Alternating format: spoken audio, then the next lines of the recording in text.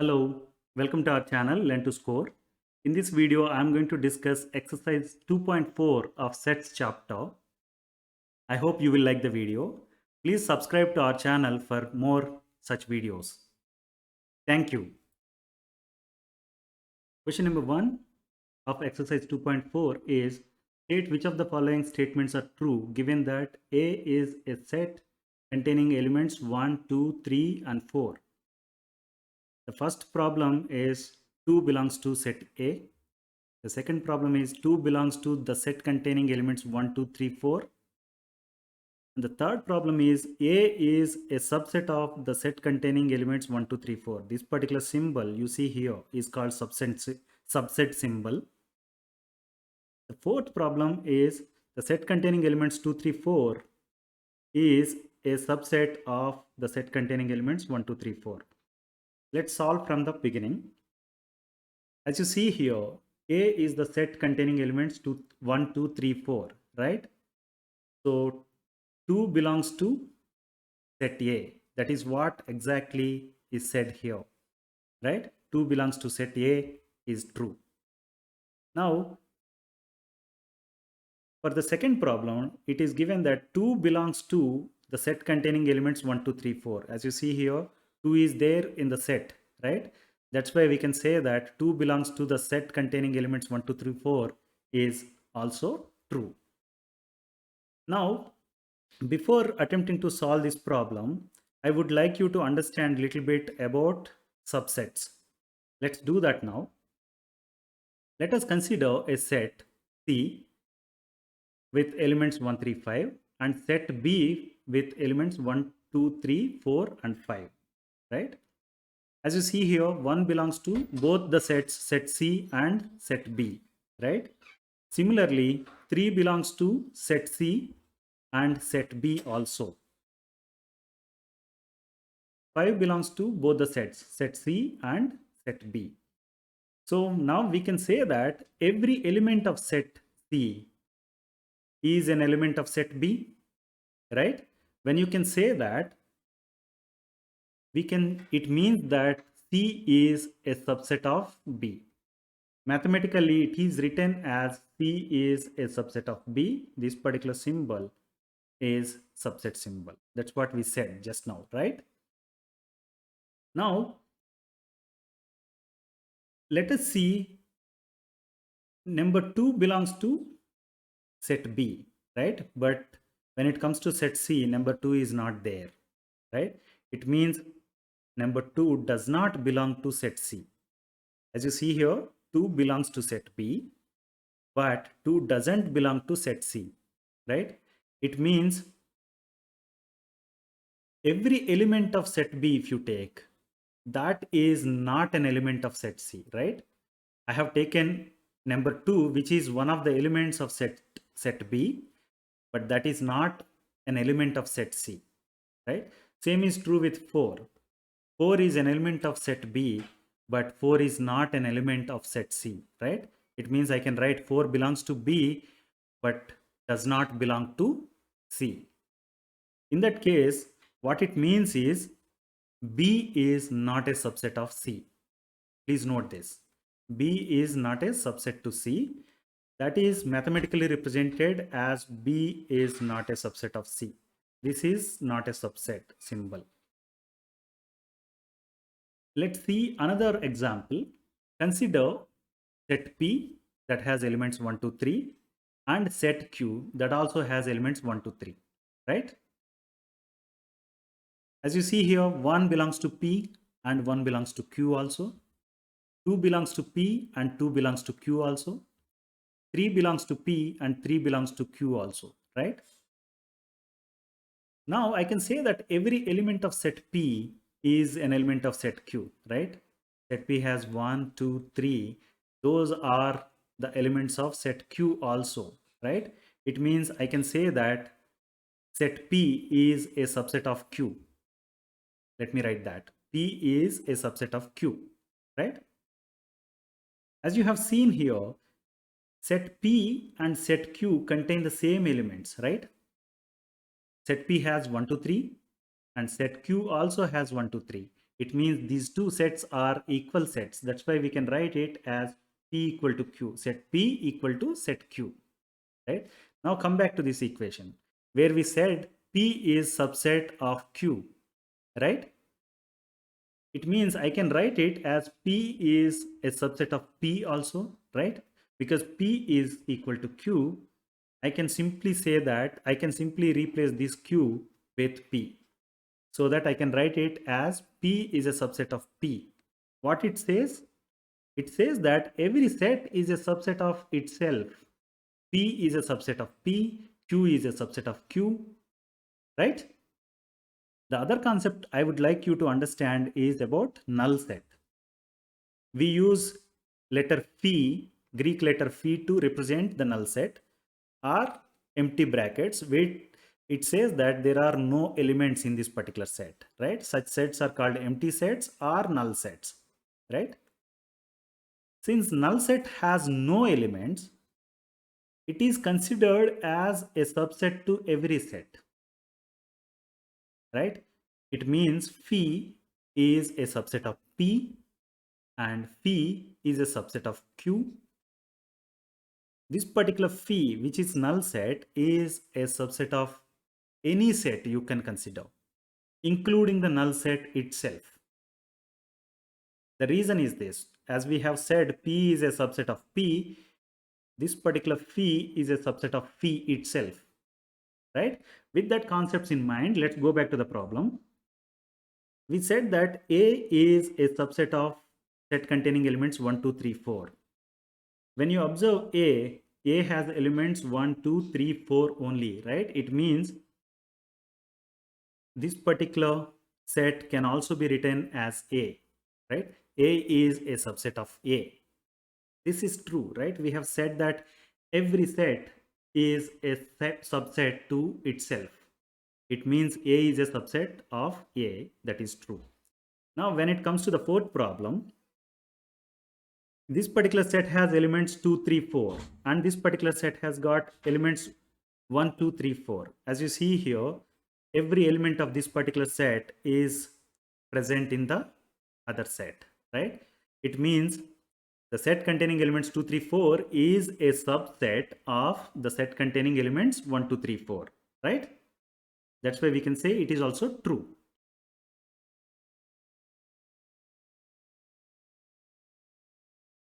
Question number 2 is, state the reasons for the following. The first problem given is the set containing elements 1, 2, 3 up to 10 is not equal to the set of elements x such that x belong to n, that is natural numbers, and 1 less than x less than 10.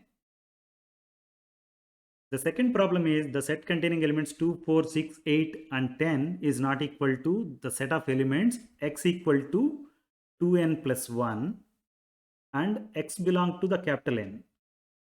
Here capital N represents the natural numbers. The third problem is the set containing elements 5, 15, 30, 45 that is not equal to the set of elements which are multiples of 15. The fourth problem is the set containing elements 2, 3, 5, 7, 9 is not equal to the set of prime numbers. Let's start with the first problem, that is the set containing elements 1, 2, 3, 4, 5 up to 10 is not equal to the set of elements x such that x belong to capital N. It means x has to be a natural number. It means it can have numbers 1, 2, 3, 4, 5, 6, 7, 8, 9, 10, 11, 12 and so on, right? But there is another requirement. It says that x1 is less than x. It means x has to be greater than 1, right? The other requirement is x has to be less than 10, right? It means x should belong to natural numbers capital N. At the same time, x cannot be 1 and x has to be less than 10. It means x is going to have values from 2, 3, 4 up to 9. You see the list of elements in the set are 2, 3, 4, 5, 6, 7, 8 and 9. Now you compare these two. This particular set has got elements up to 10, whereas this particular set has got elements from 2 to 9. So 1 is missing there and 10 is also missing there, right? That's why these two sets are not equal. I hope you got the concept. Now let's go to the second problem where the right hand side is the set containing elements 2, 4, 6, 8 and 10. Here the set containing elements 2, 2n plus 1 where x equal to 2n plus 1 and x belong to capital N, meaning any numbers you can write for this particular set, they should be natural numbers, meaning they will be one of some of these 1, 2, 3, 4, 5, 6 and so on. But there is another requirement that it has to be 2n plus 1 in the form of 2n plus 1 where small n is not known, right? Let's assume some values for small n. Let's say that small n equal to 1, 2, 3, 4, 5 and so on. Now let's substitute those values of n into this so that we can write the set. Set of elements containing 2n plus 1 where n equal to 1, 2, 3, 4, 5, 6 and so on. When you substitute these values of n into this, when n equal to 1, it becomes 3, right? 2n plus 1 is 3. When n equal to 2, it becomes 2 times 2 plus 1, that is 5. When n equal to 3, it is going to be 7. When n equal to 4, it is going to be 9. When n equal to 5, it is going to be 11. Like that, we can keep writing. Now you compare this particular set with this particular set. You see here the elements are 2, 4, 6, 8, 10. Those are even numbers. When it comes to here, these are all odd numbers, right? That's why this is the set containing even natural numbers and this is the set containing odd natural numbers and one is missing, right? So these two sets are not equal sets. The relation between those two sets is not equal to, right? Now let's go to the third problem. Here it is a set containing elements 5, 15, 30 and 45. Here the set has to have elements that are multiples of 15. Let's write the multiples of 15 as a set. Multiples of 15 are 15, 30, 45, 60 and so on, right? Now if you observe here, I have 5 which is not there in this particular set and and this is a continuous set, right? It can have many more elements, meaning it is an infinite set and this particular set is a finite set and other thing is 5 is missing there. That's why these two are not equal. Coming to the last problem, that is here you see that the set containing elements 2, 3, 5, 7 and 9. Whereas here the set is a set of prime numbers, right? Let's write the set of prime numbers that are 2, 3, 5, 7, 11, 13 and so on. This is also infinite set. Here this is finite set. That is one difference you see. And second thing is here 9 is there. 9 is present here and 9 doesn't present here, right? That is the reason we say that these two sets are not equal.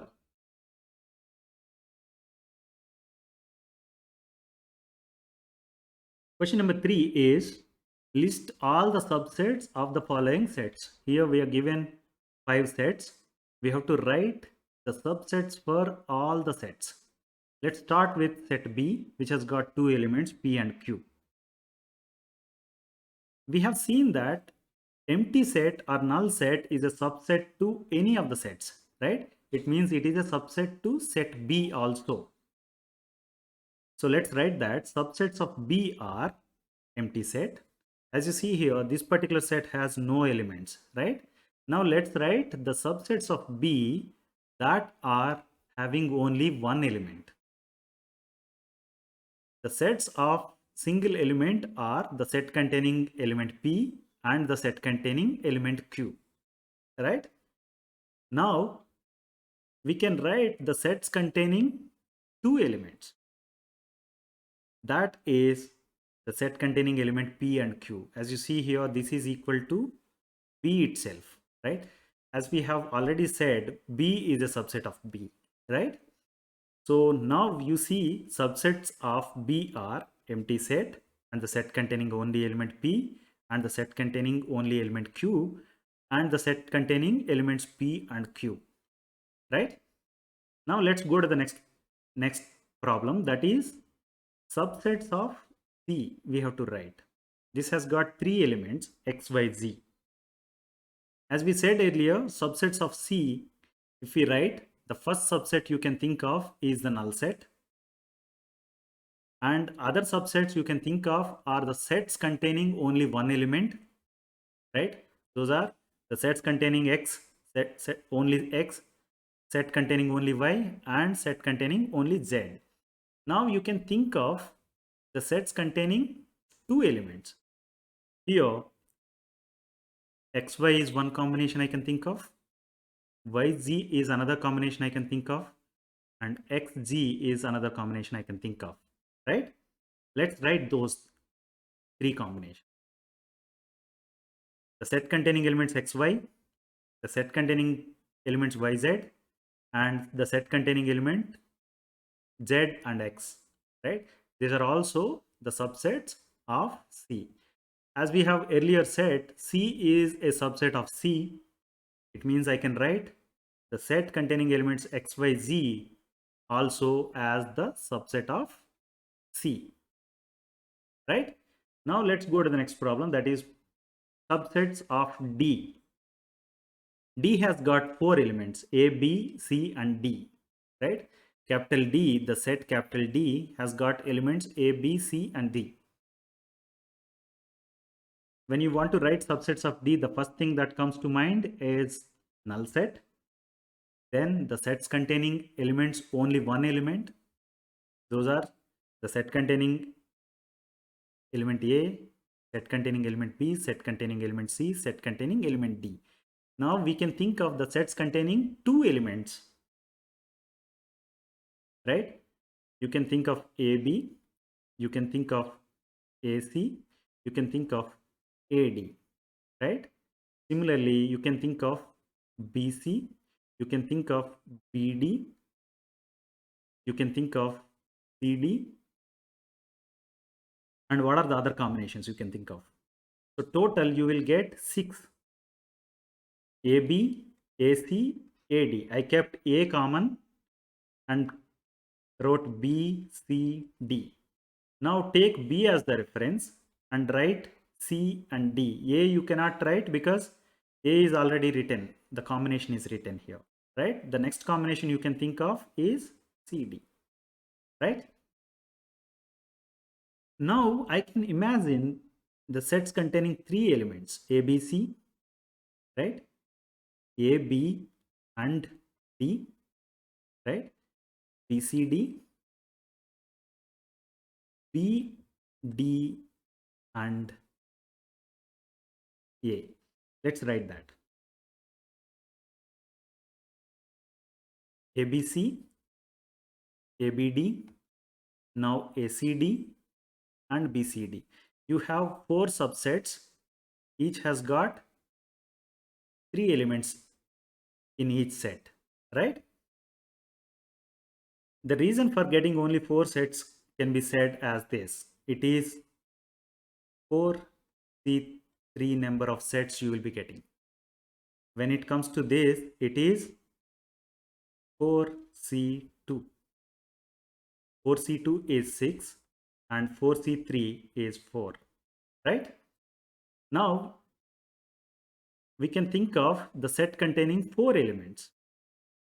That is D itself, right? So you have written now the subsets of D. Now let's go to the next problem, that is subsets of E. As we have done earlier, we can write in the similar fashion. Subsets of E are going to be, the first thing is null set, and the next one is the sets containing sets containing single element, and the sets containing two elements. Here also you see this is 4C2, right? 4C2 can be written as 4 into 3 divided by 1 into 2, right? That's why you are getting 6. Next, you write the sets containing 3 elements. Those you are going to be 1, 4, 9, right? And 1, 4 and 16, right? The 4, 9 and 16 and 1, 9 and 16, right? This is these two elements along with this. The last one is the set containing 4 elements, that is E itself, 1, 4, 9 and 16. So we have now written the subsets of E also. Let's go to the next problem, that is the subsets of F. As you see here, this has got 3 elements, right? When you write subsets, the first subset is the null set, and the next list of subsets are going to be the sets containing only one element, that is the set containing element 10, element 100 and element 1000. Now the list of sets which got 2 elements, that are 10, 100, 10,000, 100 and 1000, right? Now the next one is the set containing 3 elements, that is F itself, 10, 100 and 1000, right? This is what we are asked to do. Subsets of F are going to be the null set and the sets containing only one element, and the sets containing 2 elements each, and the F itself, right? I hope you like the video. Please like, share and subscribe to our channel Learn to Score. Thank you.